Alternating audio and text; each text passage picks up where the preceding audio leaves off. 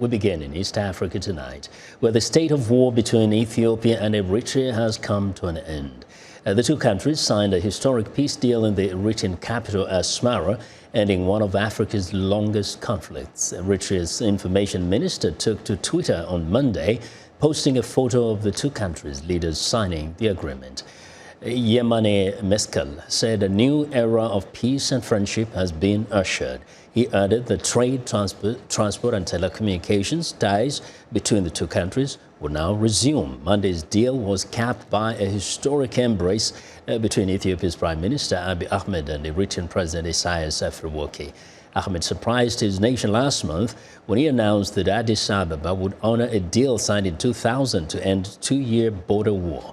The war killed an estimated 70,000 people. Ethiopia had long refused to accept the terms of the deal, which included withdrawing from the border town of Badme. Eritrea, a former province of Ethiopia, broke away in 1993.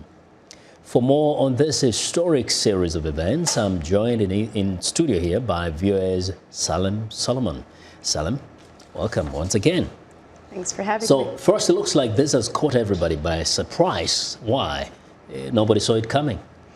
Because of the statements of agreeing with the Algiers agreement in 2000 has been said in the past before. Now, it seems like the new Prime Minister, Abiy Ahmed, his statement and gesture carries more weight than the Prime Minister before him and the former Prime Minister who signed the deal, Meles Zenawi, before him as well.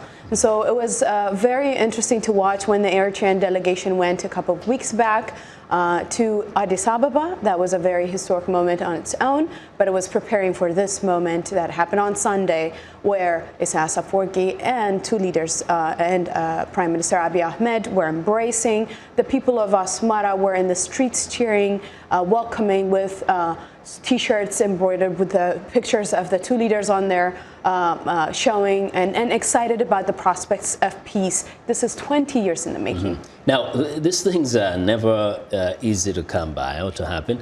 From what you're hearing, what might have led to what you're witnessing now?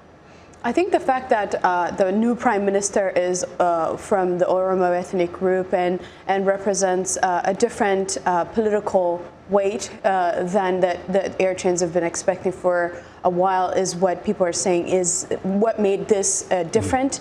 But also, you know, this agreement has been hailed by a lot of people as a positive thing.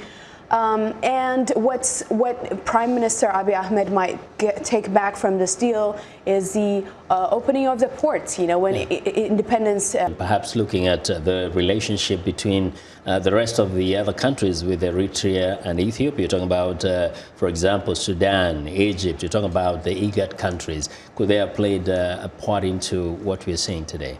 So there's been an underground discussion about solving this 20-year stalemate and hostility and animosity between the two countries. It has regional implication. Just before I came, when the peace deal was signed, we heard that Eritrea is going to be welcomed back to the regional bloc, IGAD. And so that's a major change because Eritrea pulled out of IGAD because Ethiopia in 2007 intervened in the conflict in Somalia with the help of the Western world. And that was not sitting well with the Eritreans. So it's been a proxy war here and there. We're hearing that sanctions might be lifted. The UN chief just said on a press conference in Addis Ababa on Monday today that this has been, you know, there's a possibility of the sanctions lifted. So Eritrea is basically, Eritrea's government's getting a lot of things that they're saying. So it has a regional implication and beyond. Most people actually never sometimes tell the difference between a person from Eritrea and from Ethiopia. They see them interacting just okay. But what will this mean to the individuals, to the citizens of these two countries, whenever they may be found, whether in the diaspora or even on the continent of Africa? So that's very key because whatever the agreements and the peace rhetoric and the fact that Prime Minister Abiy has been saying, you know, we don't need borders. These are colonial era borders.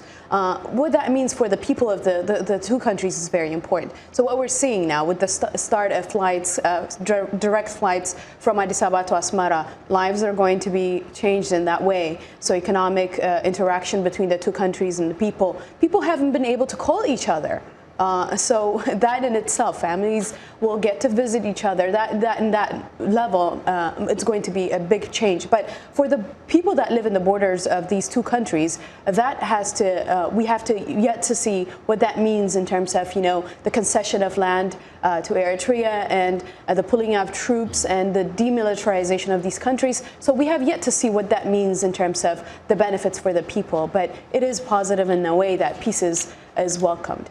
Very interesting to watch, really rapidly happening. Thank you very much for joining us today.